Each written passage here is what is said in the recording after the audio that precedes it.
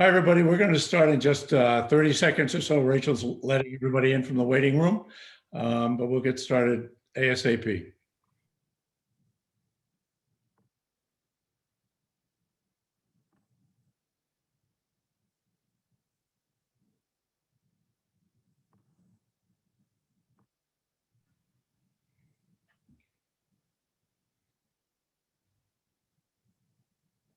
Hi, Rachel. You want to start? Yeah, just give me 1 second here to. Let everybody in. Rachel, if you want, while you're speaking, I can let folks in. Okay, great. Thank you. Yeah. Okay, welcome everybody. I'm so thrilled that so many people have signed up for this. I think it's going to be a really exciting program. My name is Rachel West. I am the co-chair of ACOSA. And tonight we have a very special presentation. Steve Burghardt will be talking about his upcoming book, The End of Social Work, A Defense of the Social Worker in Times of Transformation. And joining him on this panel will be Lisa Hawash and Ric Munoz.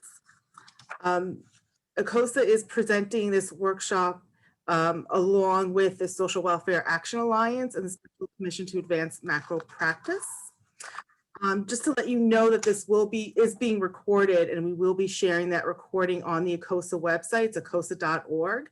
It will also go out in our e-blast as well as be shared on our social media in the next few days. We will be taking questions later on in the presentation. I ask that everybody here please stay on mute for the time being. And then when we get to the time of questions, I ask that you submit them in the chat just because we have a lot of people on here right now. It's gonna be a little difficult if we open the mics. So the chat you will see at the bottom of the screen. Just click that and send in your question. And then when the time comes, we'll get to as many as we possibly can. So I'm gonna hand this over now to Steve Burghardt. Hey, thanks so much, Rachel. Good evening or good afternoon, everybody. There's a couple of things I want to say at the outset to thank Rachel West and Becky Sander from ACOSA, to thank Darlene Bailey, Terry McGee, Kyle Mabb, and Isabel Lee.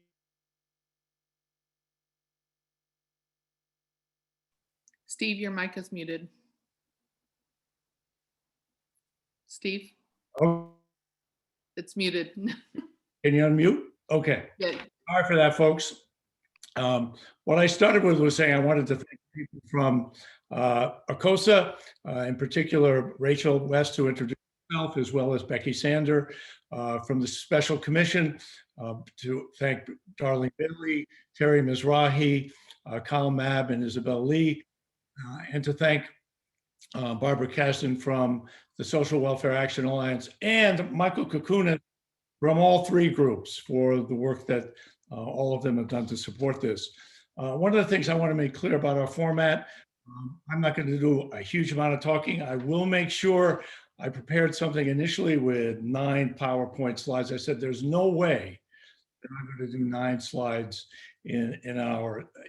This is not meant to be a book talk in an academic setting. Meant to be the creation. The reason I wrote the book in the first place, starting in 2019, was to create a conversation about things that have to change. And then, of course, in 2020, we know what happened between the pandemic, the murders of George Floyd and Breonna Taylor and so many others that have happened since. There's been a reckoning in America, folks, that speaks to the ongoing systemic income inequality and racial injustice that we all have to confront. Well, one of the themes of this book and one of the issues that we will confront is we too in social work have a reckoning as well. Now, it's not a reckoning to address these issues because the work that social workers do is so extraordinarily important and yet remains, for a number of reasons, undervalued. Now, it's not possible to do the entire, for me to look at everything that's going to go on the book. I'll make sure that at the end, Rachel's already told me that everyone will be able to get the slides from, I'll make sure that the slides are sent to everyone, but I'll only be using 2 or 3 slides that are pretty provocative and powerful. At the same time, I want to start with a couple of anecdotes, data and a couple of anecdotes. The data was, as you know, if any of you have looked at this, I know a number of you have looked at the book. When I first looked at the salary difference between nurses and teachers, to see that social workers make 2/3 of what nurses do and 3/4 of what teachers do. And yet, back in 1965, what the data shows is social workers actually made more. Now, the question that emerges is why? What is it that happened, which is one of the things in the book, what is it that happened that led to this kind of disparity that we see within the field? Well, the anecdote that I want to attach to that little datum, what is it that happened over 50 years for this difference to occur, is an anecdote that Dr. Christy Holmes, a friend and somebody I admire very much for her independent work on these very similar issues. She, during the month, Social Work Month, which was in March, she was on a NASW sponsored table, and she herself, independently of me, raised the issue of why is it that nurses make 93,000 and social workers make around 47 when they graduate as a national number when they graduate. And on that table, while there was a break, she got an email. And she got an email from an NASW official, and they said, and Christy's given me permission to say this, please make sure, given that you're on this panel, that you let people know that NASW does not have a stand on mandatory minimums. Now think about that. Think about that for a second. What does that mean? So when you begin to think about this, you begin to realize they're not with, and you compare yourself to nurses. Nurses went on strike during the pandemic, folks, some of them about their working conditions, but I'm not talking strike here. I'm talking about even starting with a mandatory minimum is too much of a threat. So as you reflect on that issue about what is our profession doing, given the enormity of important work that people are doing, the incredible work that people through the pandemic continue to do, and I'll speak to that in just a second. I want you to think about something. When you came into this field, if you're new to the field, if you've been in it for a while, you imagined, as of course, that you would not be rich, but that you would do well enough to live comfortably. Well, I did some data searching on what it means to be, what does it mean to be comfortably middle class? And the data from a very conservative source, Yahoo Finance, working with somebody who worked with Forbes, another relatively conservative, straight group as to what they're doing. They defined comfort as meaning that one's income needed to be, and I'd like people to reflect on this for yourselves and your work and the strain in your life. To be comfortable means 50% of your income should go for necessities. 20% should go for savings for your pension, for savings for that rainy day and whatever might happen. And 30% should allow you to enjoy your life with whomever you're with. That would allow you to be able to, if you decide you want to go to a movie or you're going to take a vacation that has travel involved in it, that you'll be able to do so. So again, as we have this talk tonight, we can't cover everything. We're going to look at this issue about what it means, what's actually happening to new social workers, and in turn, how close or how far are they from being able to arrive at comfort? So that issue will be a theme of tonight. We're going to look at these issues of income inequality. The other issue I want to point to is, as I was writing the book, and of course the pandemic happened, I began to watch everything that began to occur about essential workers. And I thought, my God, if ever there were a group of people who are essential, I have friends and students, people I've known for many years, still showing up in homeless shelters, still showing up to do the work of child welfare, still showing up to do the work of working with older people, any number of issues, young people at risk, LGBTQ youth at risk, people still with them throughout the pandemic. Not, they were masked, but they were away, right? Well, very interesting. If you go online, you will see that I only could do this to November because I put in the final draft for the book at that moment. There was not one public acknowledgement by any national newspaper or social media. There were of social workers. There were on, for good reason, nurses, doctors, teachers, delivery people, EMS workers, the people who work at grocery stores. There were stories that appeared about them that were present on national media. Not one showed up for social work, not one. Now, you'll notice that what happened, the drumbeat that happened. And so the question is, why? How could that happen if people are doing incredibly important work? Why would it happen that they're not recognized? Well, you could say, of course, it's because we work with the poor, marginalized, and oppressed, but so do a lot of the other people do too, right? But it's more than that, folks. One of the other themes that I want to speak about is there's a deference built into the way in which we approach our own self-interest. And that over the 50-year period from 1965 to today, what's self-interest has been defined as selfishness. And that what that's meant is that people who are frustrated, that speak to their burnout, speak to the problems that they have, that they're perceived as something not as committed. Because of course, the poor have it worse, which of course they do. But it's not either or, people. If the movements are to be built today, the way they were in the progressive era with Mary Richmond and Jane Addams, who were part of that movement, we must see our struggle as attached to the same struggles that Black Lives Matter have underway, that the fight for income equality underway. We have to see not that we stand outside of it only helping others, but that we recognize we have the right to be able to help ourselves. And that will require, one of the things that we're going to look at, I'm going to look at it in detail, is the illusion that self-care will address the problems of burnout. Now, I'm all in favor of self-care, but the idea that it's the answer to burnout is something that we too often gets perpetrated as the main answer for what burnout is, for the stress that people feel. And if you think about it, folks, who's entered our profession over the last 50 years? More and more Black and brown Indigenous people have entered.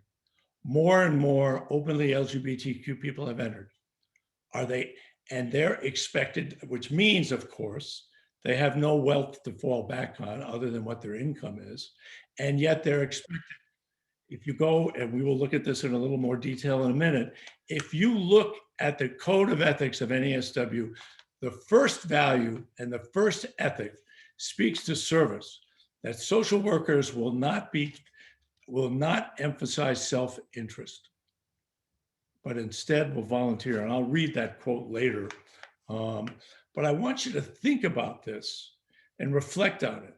How could it be that this kind of deference, this emphasis on only individual responsibility for collective problems in the agency and in the profession is the answer, that rather than focusing on the working conditions themselves?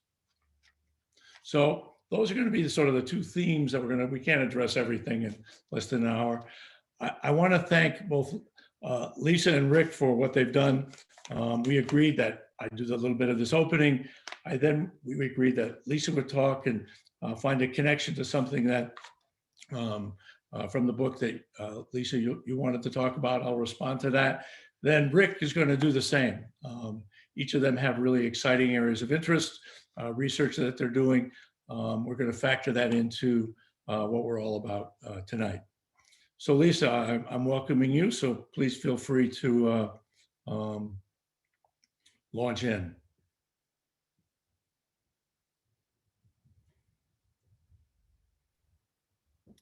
Hi, hello everybody. I'm on the West Coast, so it's afternoon here, 3:45 in Oregon. My name is Lisa Hawash, and I'm an associate professor at Portland State University. I teach all in the macro concentration, and then I also do work which is in our program is community and organizational practice. And I also do work in the community around access to hygiene for folks that are experiencing houselessness.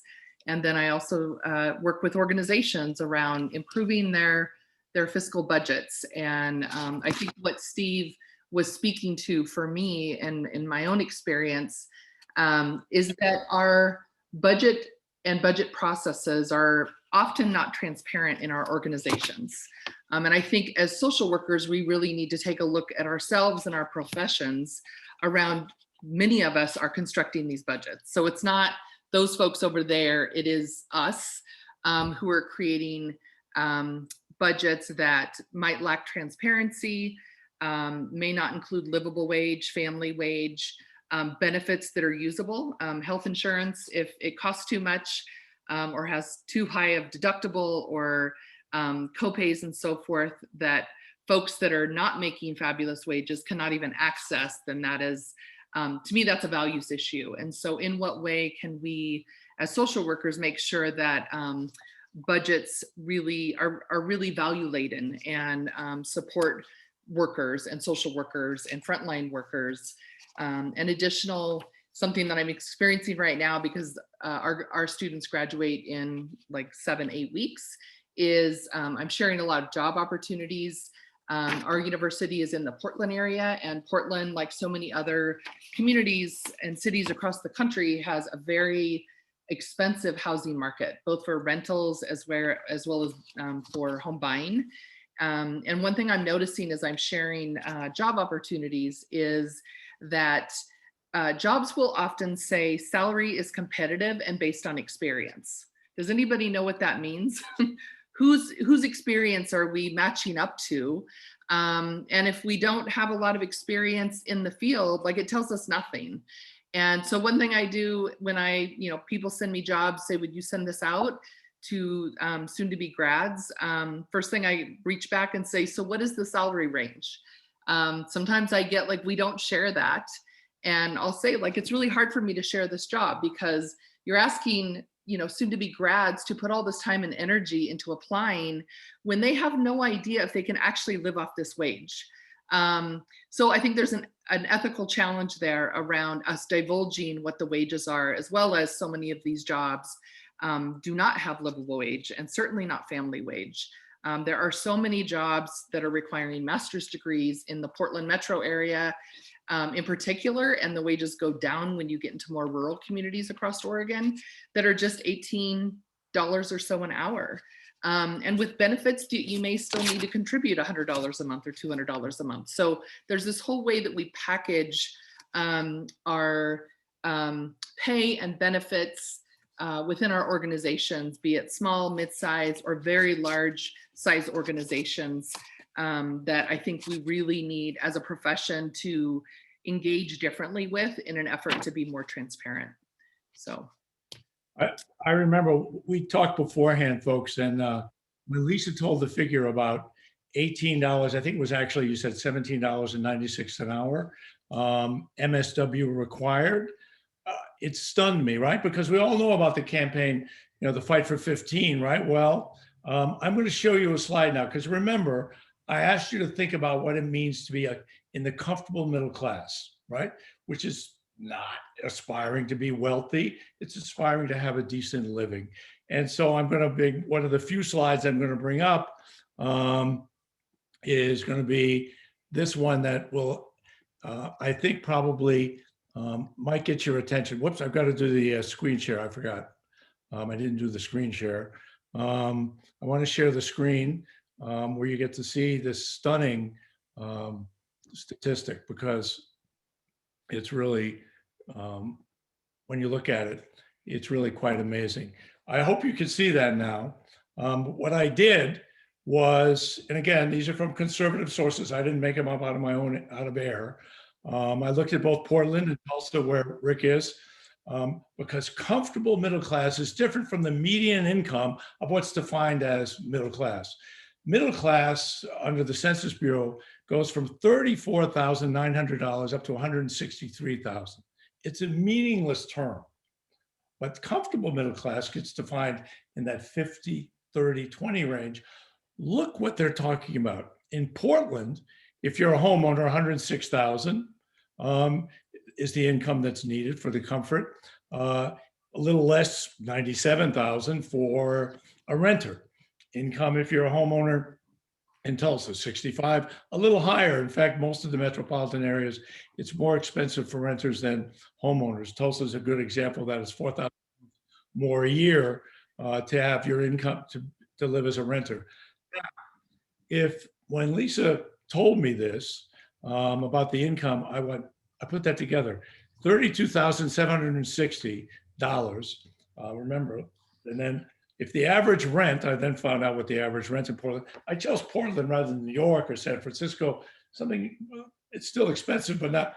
But something for you to think about related to the issue, Lisa, that you raised about the values associated with this, where if rent is literally 50% of what somebody making 32,700 is making, doing really important work and social work, all the necessities are bound up in the rent itself.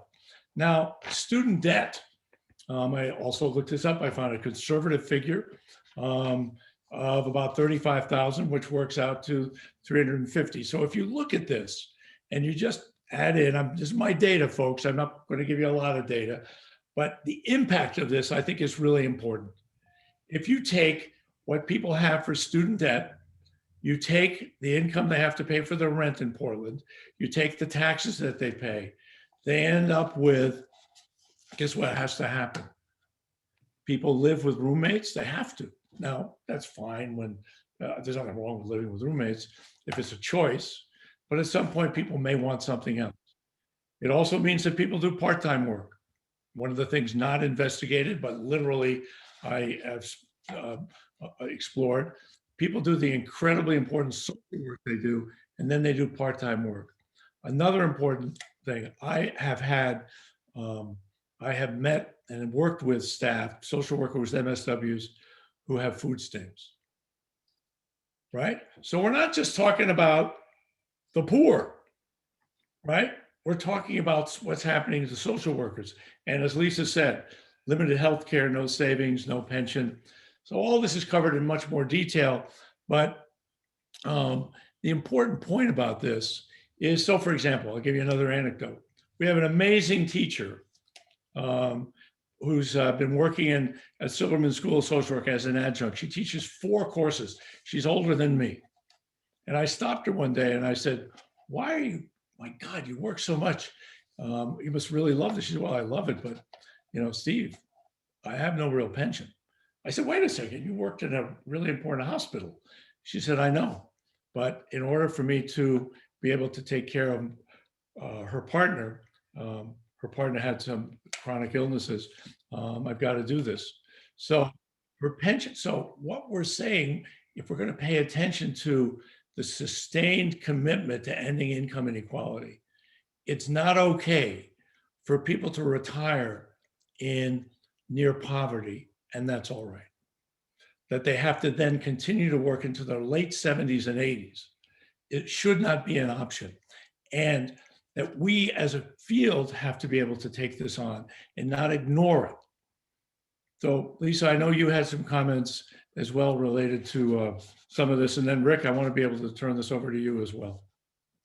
Yeah, thank you. I just want to, when Steve put the info on the slide about student debt at 35,000, that is not what I hear from my graduate students who are probably actually leaving their master's program with upwards of 70 plus between their bachelor's and master's, which is not the same for all of us that graduated 20, 30 years ago when college tuition, at least I'm at a state university in Oregon, was not as high as it is now. And I think that, students that are grads that are walking out with 70,000 plus more of debt will never likely be able to buy a home or whatever it is that they need with that level of debt.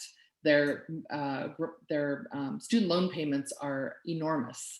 And, with student loan forgiveness so unattainable for so many folks, if it even happens, it's a huge issue. So I think that number is actually upwards of twice that from my experience. And Portland State is a public university, right? Yeah. And so we're considered much more affordable than private universities and so forth. So, Well, thank you. I was purposely trying to be conservative in that the figures, no matter what they are, yeah. not Yeah. all, right? I mean, they shouldn't exist, and yet they do. And there's sort of this quiet suffering that goes on, which I'm going to talk about a little later.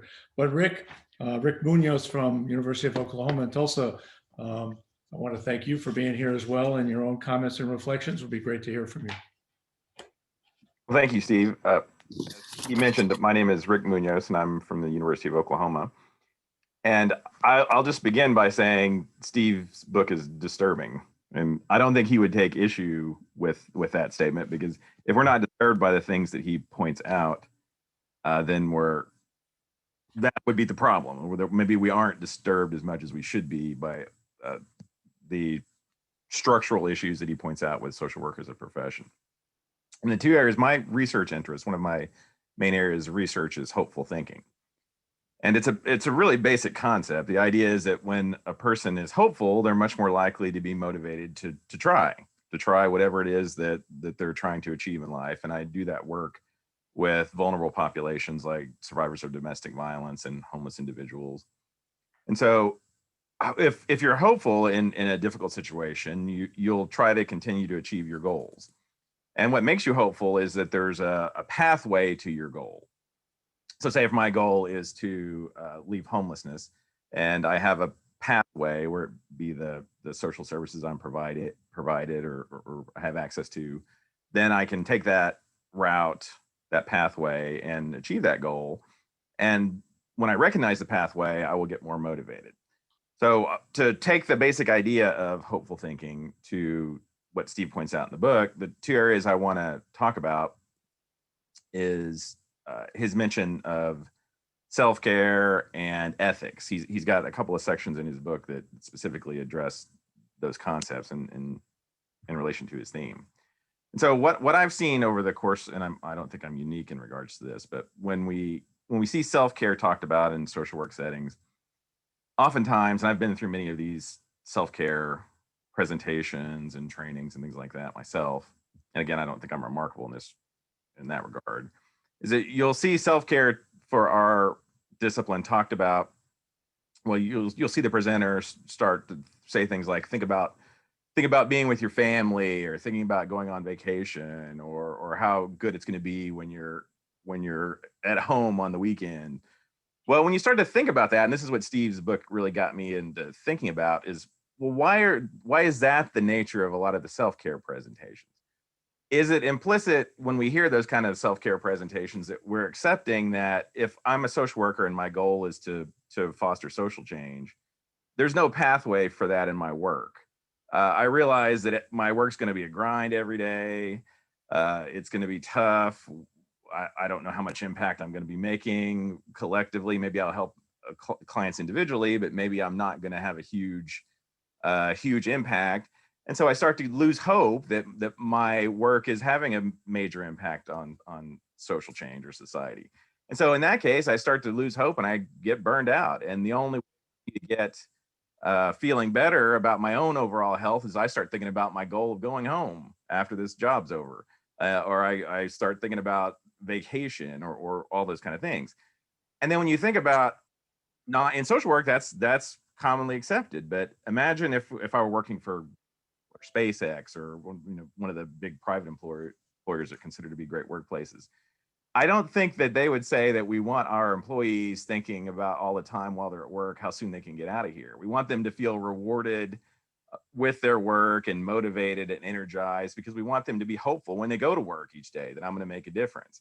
But I think sometimes we as social workers we've sort of tacitly accepted that our conditions are going to be so bad in the way where it's so tough that we just need to turn our attention to goals that are away from work.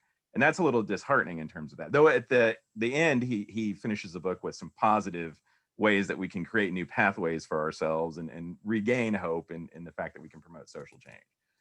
And there's a second area that I also mentioned was ethics. He has a section that talks about our code of ethics and our dedication to pro bono work and social change through our code of ethics.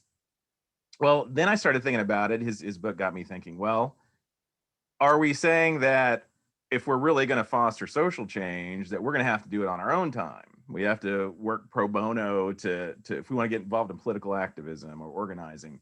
Well, that's part of the pro bono part of our ethics code, because most of our job or workplaces aren't going to allow for that. There's no pathway to get social change in a lot of our agencies that we work at. Say we work at a nonprofit, which he mentions too in the book. When am I going to have time during the course of my day to really organize or promote social change? I'm going to be more concerned about client volumes and billing and all these things, and worried about just getting enough clients to make ends meet. So there's really no pathway for me to get social change in my typical nonprofit. So I've got to start thinking about, well, if I'm going to really make a difference and be consistent with my desire to promote social change, I got to do it. I got to find a pathway on my own time. And our code of ethics says that we should do that. So that's another way his book points out. I think that maybe we've lost a little hope that a lot of our workplaces are really going to lead to much larger improvement in society as a whole. That's why we have self-care activities that encourage us to think about not being here. And then also we have codes of ethics that say, well, if we're going to make real social change, then you better find some time outside of work to do it, because you're not going to have an opportunity in your current situation to do much, because you're sort of roped in by all these procedures and all of the concern for finances that as he pointed out, and Lisa too, are so important because we're trying to make ends meet in practice settings.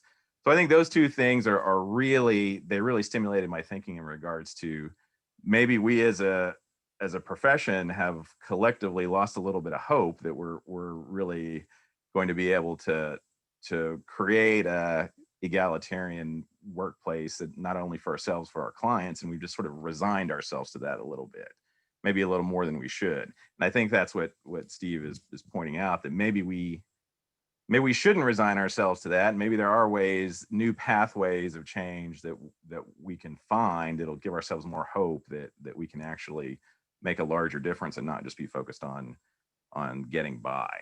I think his book really does a good job at the end of introducing what I would say in my research are pathways of hope that we can actually do something. I appreciate that a lot. There's so much in what you said as well. Part of it is, one of the things I want to read a little bit about the code of ethics and compare it to nurses. Nurses who, remember, 1965 made about $500 less than social workers, now make somewhere either double if Christy Holmes's data is correct, or mine, which is a little lower. But nevertheless, the nurse starts with their master's in a zone of comfort, right? But notice what's asked of in the code of ethics. And I'm not going to put the slide up. You'll eventually get it. It's just going to say service, the first value. Social workers elevate service above self-interest. Social workers are encouraged to volunteer some portion of their professional skills with no expectation of significant financial return, pro bono work. Now, I'm not opposed to people volunteering to do work, but if it's built in as the primary focus of what somebody who's entered the field, remember what somebody's making in Portland or Tulsa or whatever cities one in, he, she, they is not making enough. We're being encouraged and expected to volunteer. Volunteer work is really important. I know some people on this call who do wonderful volunteer work, and it's a choice. But wait a second, folks, if the burnout is, as Rick, as you're talking about, that we talk about, but well, actually, before I get to the issue about the burnout, let me read you what nurses say. Nurses, who also had a code of ethics, write, and I chose the most conservative nurses association, American Nurses Association, advances the nursing profession by promoting a safe and ethical work environment, bolstering the health and wellness of nurses, and advocating on healthcare that affects nurses and the public. It's not either or. We create an implicit either or, that if we advocate for self-interest, we're being selfish. Nurses understand that they're speaking to not against and in spite of patients, they're for them, but they recognize that the only way patient care can be good is if they themselves have the dignity of their work. Now, if self-care, as Rick points out, if self-care is saying, social workers, do self-care where you're not thinking about work, what's the dignity for the worker who's a social worker? How can one assume that a social worker who does not feel valued can then use the code of ethics to spread dignity with those whom they work over time? Especially if the working conditions, because what the data shows, folks, is that while hired for 35 hours a week, the median number of hours that an average social worker works is 45.9 hours, 10 hours more a week than almost 11 hours a week more. Now, what happens is, at first, that's okay. When you're 24 years old, it doesn't bother you too much. But at 34, you may choose to have a family, you may have other household responsibilities as a caregiver in other ways, but perhaps you want a little bit more. But if you can't, what happens is, if you're doing that amount of work, eventually, as Abramowitz and Zelnick found in a study of 2,800 social workers, 82% experienced burnout and 85% had low morale out of 2,800 workers, social workers.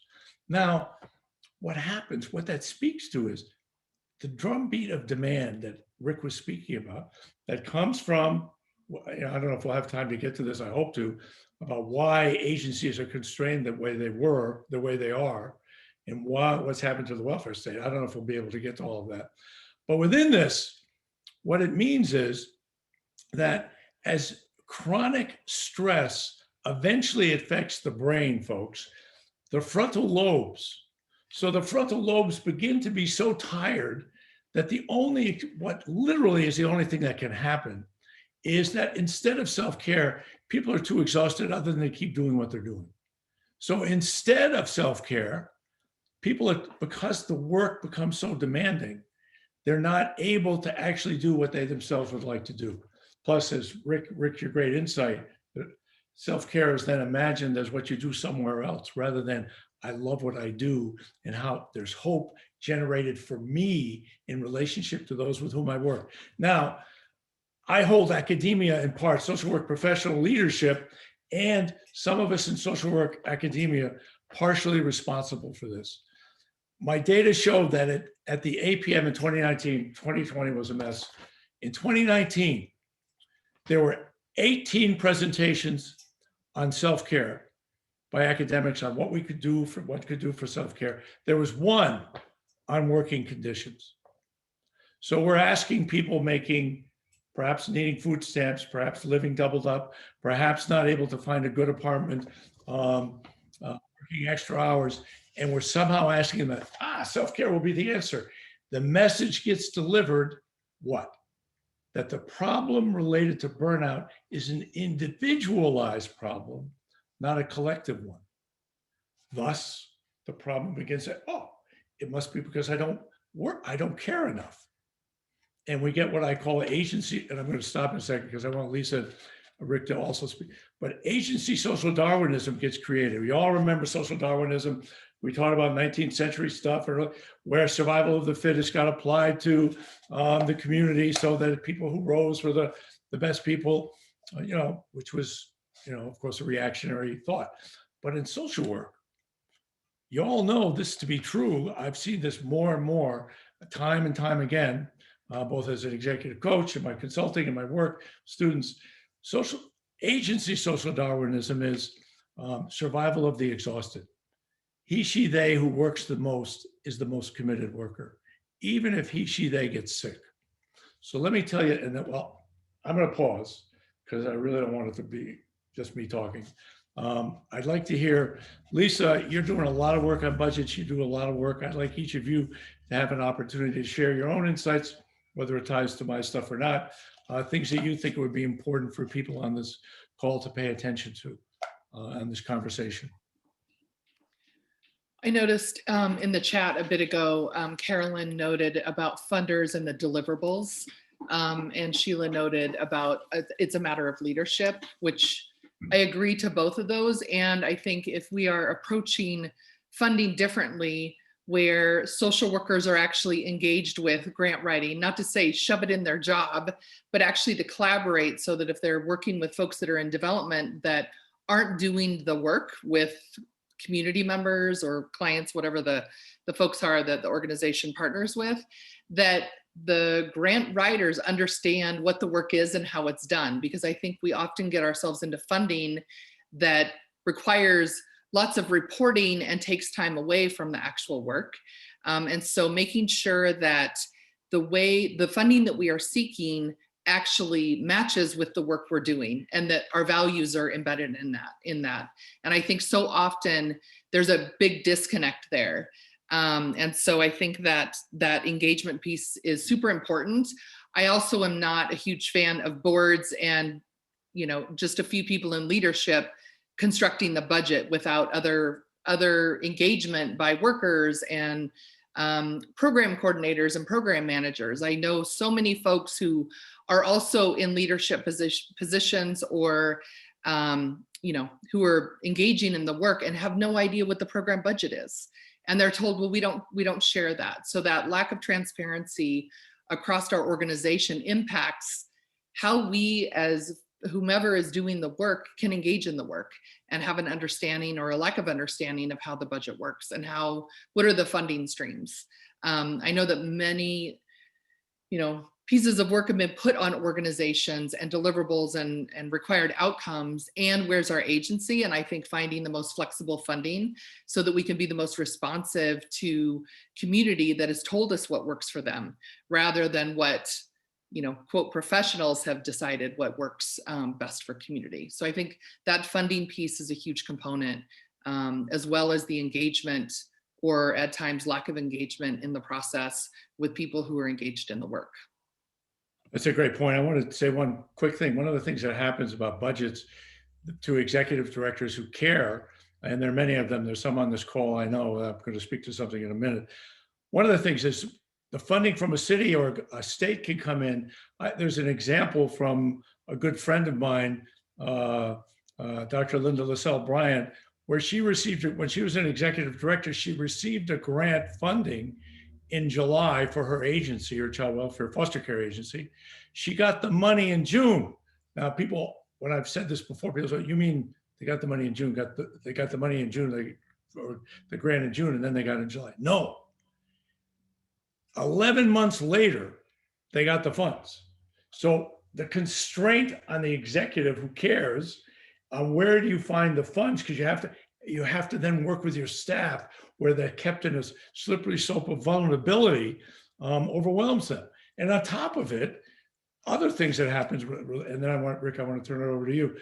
Another thing that happens related to funders, one of the things that progressive foundations do, as Wayne Ho spoke about in New York just the other day, he said they ask for social justice budgets, and then they ask for, which is based on systemic racism, income inequality, generational issues, and then they want to have outputs in 3 months. So who that protects is the Mandarin class of foundations folks, that it's not about a long-term commitment to something, it's about the flavor of the month. And then the idea that one can undo social justice in 3 months creates a pressure on the executives and staff in ways that needs the innovation that you're speaking to, Lisa, if we're ever going to break through that.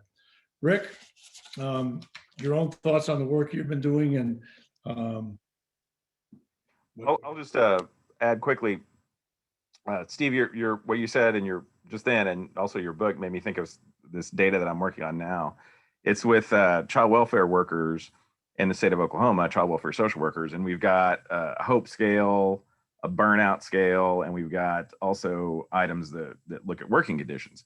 And what we found is that, as would be expected, there's a robust negative correlation between how hopeful the workers are and how burned out they are. So the more hopeful, the less burned out. And then when you look at the working conditions questions, is that when you factor those into the model, when working conditions are good, you tend to have much more hope about overall about their lives, and also a lot of burnout. So when you said that there's 17 presentations on self-care and one on working conditions, it's clear from not just the research that I've worked on, but just research in general, that burnout is really connected to your sense of, when I go to work every day, I'm not going to really achieve the things that I'm hoping for. That I'm just going to try to get through. I mean, I need a job, I need to get paid, especially if I'm a social worker who's just trying to get my rent paid. I need to show up and do that, but I'm not necessarily really all that positively motivated that I'm really going to make a difference. I'm just trying to get by here. And I think your book really points out that that's an issue. And I will just close that I'm surprised, and I guess I shouldn't be. I consider myself to be a critical thinker and insightful. Maybe that's my own arrogance. But I've also, your book points out that how do we accept all this stuff? I mean, I accept it too. I've been in presentations, even given some, where just say their working conditions are bad. That's just who we are. Well, why is that? Where did I get that thinking? I think your book really starts me thinking about, well, why do I think that way? I'd like to think that I'm interested in macro social work. I'm social justice. Yep. But I still just somewhere along the line, I just picked up the idea that's how it's supposed to be. And I don't even know really where it comes from. But I think your book really does a good job of introducing, well, why do we think this? Why do we accept that? And that's a good thing, because until we question that critically, we're never going to make change. I appreciate that. I think one of the things that, there's many layers to this onion, more and more things that need to be peeled. One of them is, I want to remind people, social workers and many executives and agencies really do incredibly important, wonderful work. They do work that other people don't want to do. They do work that needs to be done in our society, where the work itself is devalued. The issue is, of course, other sectors devalue it. We are the ones who mustn't, what you just said, Rick, we cannot devalue ourselves and allow this treadmill of demoralization, and there's nothing we can do, and just accept, oh, yeah, bad working conditions, but I'm practicing my breathing. Well, no, that's not really going to do it, folks. It's got to be something else, right? One of the things I want to raise that's also talked about in the book is we've lost social workers are blamed far more for the failures of the welfare state. That nurses are not blamed at all for the problems, the centralization of healthcare that's gone over the last 30 years. Nurses aren't blamed. Sometimes teachers are blamed for their racism and stuff, but compared to social workers, every time something happens in child welfare, these people who do amazing, committed work are the first people to be blamed, and it's spread out all over, right? Now, and it's taught in schools that social workers, and this is something I know, I'm sure there are a few people from the left, and I consider myself there too. I want you to think about this one, folks, where social workers are told, are taught quite too often that we're agents of social control, controlling the masses. Well, think about it. You got a tired worker, underpaid, doing the work, extra hours, and simultaneously that you're able to control the masses. Because I want you to think about something else. In Europe, they have more benefits than we could ever imagine in all these social democracies. They got 6 weeks vacation. They got all sorts of benefits for healthcare. They got family leave. They've had it for years. Amazing. And they still go out on strike. They still fight against when they see benefits are being taken away. Now, why it is not? So there's a whole analysis that needs to be done about why that happens, culture and so on, which I do address in the book. It's important I hope there'll never be another article that I located. There's an article that had an extensive analysis. There is none like this in education, none like this in nursing. There's articles on social worker shame. That is not acceptable. for the quality of work that people do. So I know we're also running out of time. I'd like to get at least one or two. I'm sorry, I get excited. If people could give me or give us a question, I do want to show you the one other slide that there's hope. But I'd like to, Rachel, if there's anything that, any of the questions out there that. Everybody can go ahead to the chat function and enter a question if they have one, and we'll do as many as we can. There was one question that came up in the chat. So people have been talking throughout this and having some very interesting conversations. Pat had asked, your book title is The End of Social Work. So like the police abolition movement, shall we dismantle and rebuild a new way? Dismantle, well, it's actually that's a great question, dismantle social work or not. One of the things is, you'll see, I come out of I've been organizing since I was 17. There's a long campaign that's going to lie ahead. That's what Rick was referring to in the last chapter of the book. And I will speak to some of those things. We have to start with some concrete wins that could allow people to begin to imagine new possibilities that could lead to a kind of dismantling. So I think that your question is a really important one that I would like to get to, related to, I would say I don't think it should be abolished. I think we have to fight for the dignity and rights of people to be elevated, not in status, but in standing, and be able to stand in the power of our voices and the power of who we are.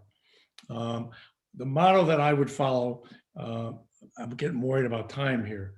Lisa Watson, an Aboriginal activist who credits her people with this slogan, she said, and this should be the motto, I believe, for our work going forward: if you have come here to help me, please leave. But if your liberation is bound up in mine, let's get to work. And I would argue that if we see ourselves in the midst of this work as of our self-interest and our collective self-interest, that we join in the struggles for income inequality and systemic racism. We make the connections the way Mary Richmond and Jane Addams did in the progressive era, within the progressive movements and socialist movements, or that Mary Van Cleek and Bertha Reynolds did in the 30s, or that Whitney Young and others did in the 60s. They didn't do it outside. They did it in relationship to larger movements. We have to see ourselves as part of those movements as well. Either you want to respond, because I do have one slide and then I know we got to wrap up. There are some additional questions coming in. Somebody had asked for your thoughts on unionization. I guess this goes for the three of you, three of the panelists. Yeah, I don't want to be the only. I know I talk a lot, but it's important for you all to talk too. Well, I'll just add, I think that, and the book mentions this, I think that I would conceptualize unionization in this context is that we need something to give us a pathway of hope. Like what is the tool that we're going to use to foster change? And we need to be able to see it. And then Steve mentions getting wins. Well, I would say that the more wins we have, the more we're going to feel confident in that pathway, and we're going to feel more hopeful that we can have more wins. And I think possibly unionization might be some kind of tool. We need something to sort of upset the status quo, and possibly that could be it. Lisa? I was reading a long question / comment from someone, and I'm going to take the end that says, I would argue that the reason we aren't heard is that we are not unified. And that's something I was thinking of as CSWE and the management of our curriculum and NASW, and how does NASW nationally support social workers? How do our local chapters? I mean, in Oregon, for all of us that do macro social work, there is nothing, there never has been in my 17 years to support the kind of work that myself and my colleagues do out in the community. And I think, what is it about our profession that we don't organize in really strong ways that can fundamentally alter this profession? I actually wonder what it would look like to dismantle and then reconstruct something that actually creates a different sense of ideals. So that may be too much for folks. And I'll just add real quick, there's a bit of irony that we as social workers pride ourselves in being community organizers, but then we don't really even conceptualize many unions in our own profession, which is bizarre. Right. I mean, given time, I'm going to put up one more slide. Well, actually, it'll probably be, can you, oops.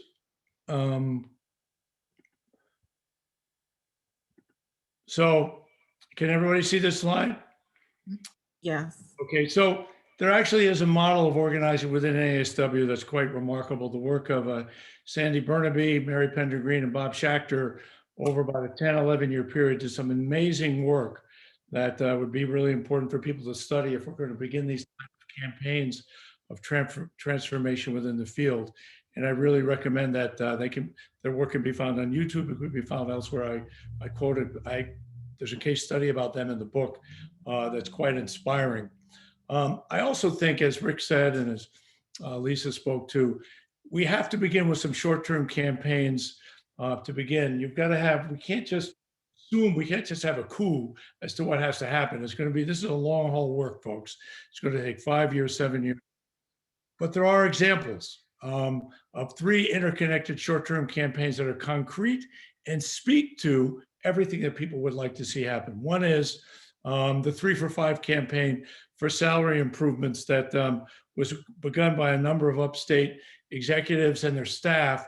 One of the gentlemen on the call, there's somebody on here, Bill Getman, somebody I respect enormously. The 3 for 5 campaign is to build a campaign saying that to force the government to create 3% increases over 5 years so that the monies that people begin to have a decent wage, that it speaks to something about, yes, wait a second, it's not acceptable to live at the margins, to live in penury, to live in near poverty. And this is an option. It's a type of campaign that speaks to something that's quite powerful. Secondly, there's another easy campaign. This idea of not taking a stand on a mandatory minimum is nuts. I mean, that's just not, that's a professional term. How can that be? That's unconscionable.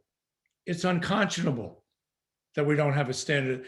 And I would argue that you could take as a mandatory minimum the median income of the 12 regions of the United States. Portland and Tulsa and New York and Memphis and Atlanta are all different.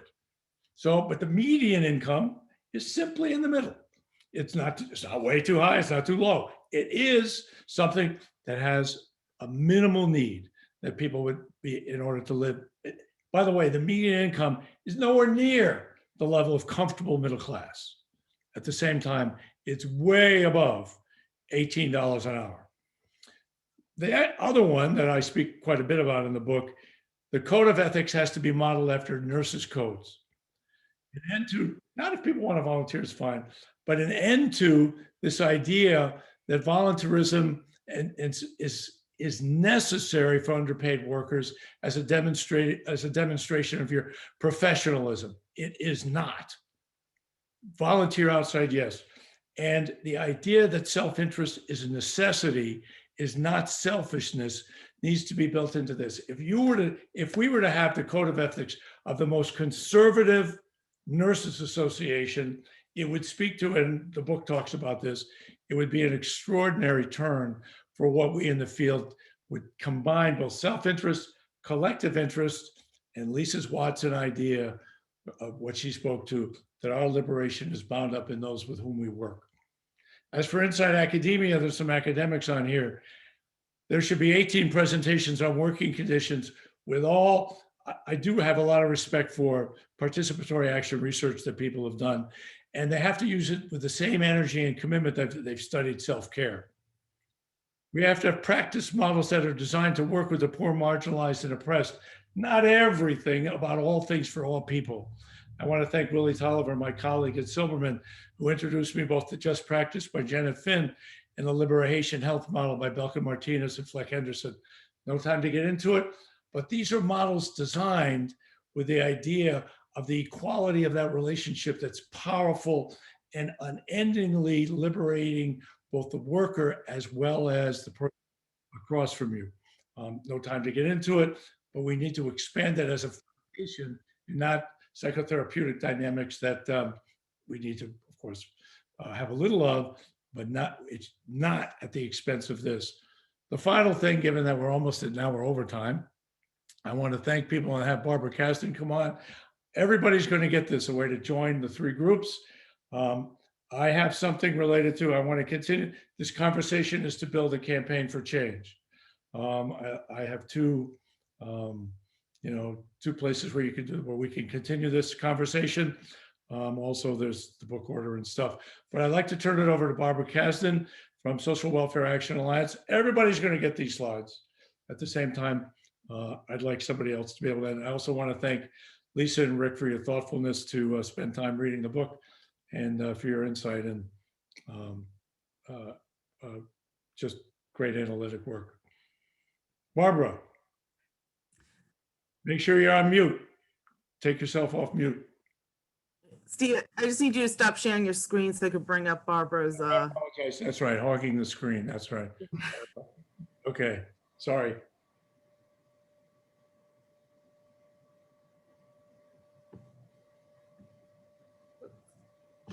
Okay, I'm just doing a really quick thank you to everyone for this great discussion. I'm on the National Steering Committee of the Social Welfare Action Alliance, formerly called the Bertha Caven Reynolds Society. You can find us on Facebook. This is a flyer for a talk that we're sponsoring next Tuesday on radical social welfare practice. And I believe that Mary Berger Jenkins, who's one of our 2 speakers, is in this meeting. So Mary, do you want to say a couple words to plug people into what you and Rosie are going to cover next week? If she's here.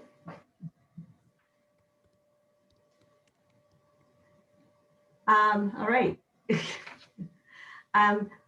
Mary and Rosie are going to be talking about radical practice in terms of social work's role as agents of social control, as was mentioned earlier, but also talking about what does it mean right now in the age of surveillance and robots. And I think that's a really intriguing title. We also want to talk about the difference between radical social work and progressive or liberal social work. And Mary and Rosie, our 2 speakers, just edited a newer version of radical social work practice for the Encyclopedia of Social Work. SWA is growing. We are vibrant right now. We have a new chapter in Baltimore, in Buffalo. One is happening in Connecticut. We've got folks in Rochester, New York, and folks are talking about forming the chapter in Chicago. So we invite you to find us on Facebook, and to also, again, we're at socialwelfareactionalliance.org. It will tell you how to join our conversation next Tuesday, and we will be on Zoom and on Facebook Live. So thank you. This was just a wonderful discussion.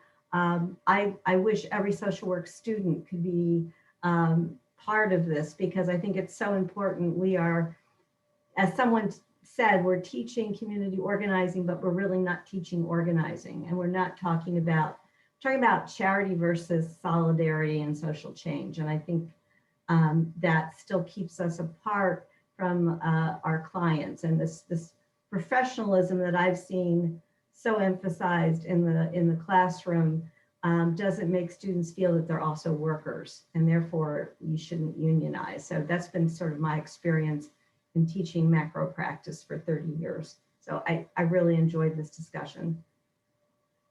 Thank you, everybody. From conversation to campaign, I want to thank everybody. It's been, I'm really amazed people actually stayed on. So at least hopefully you weren't bored. Thank you, everybody. It's been terrific. Rick, Lisa, Regina, others, if we could just stay on for a few more minutes after everybody signs off, would be great. Rachel and Barb, but thank you, everybody. It's been a meaningful for me, and live the Lisa Watson quote. It's a way to live one's life. If Sandra Barnaby is still here, I think we realized that getting in was capped at 100 because we had almost 300 registered. So that was a lesson learned in the middle of this. So Rachel at ACOSA will be checking into that for the future. So thank you for those of you that let us know that. It's a problem I never thought we'd have. Yeah. Perhaps we should do an encore. We'll see. Well, Sure. If you want to. thank you, everybody.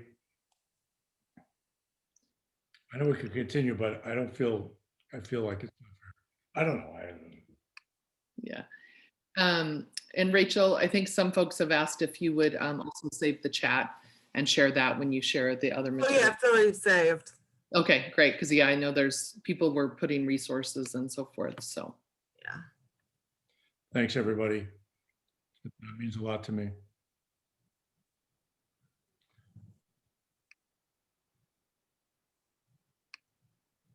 Yeah. Make sure you stay on, Barbara. You stay on too, okay?